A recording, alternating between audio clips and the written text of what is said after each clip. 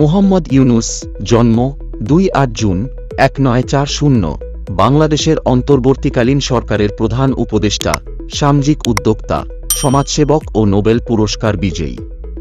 তিনি 2006 সালে গ্রামীণ ব্যাংক প্রতিষ্ঠা এবং ক্ষুদ্রঋণ ও ক্ষুদ্রবিত্ত ধারণার প্রবর্তনের জন্য নোবেল শান্তি পুরস্কার লাভ করেন।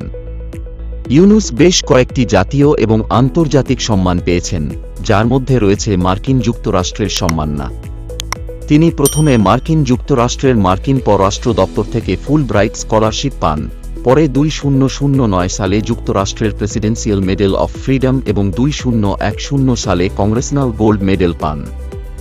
ইউনুস হলেন মাত্র 7 জন ব্যক্তির একজন, যিনি নোবেল শান্তি পুরস্কার, যুক্তরাষ্ট্রের প্রেসিডেন্সিয়াল মেডেল অফ ফ্রিডম এবং যুক্তরাষ্ট্রের কংগ্রেসনাল গোল্ড মেডেল পেয়েছেন। 2020 সালে তিনি ন্যাশনাল এন্ডাওমেন্ট ফর ডেমোক্রেসি থেকে একটি চিঠিতে স্বাক্ষর করেন। সম্পূর্ণ ভিডিওটি দেখার জন্য ধন্যবাদ।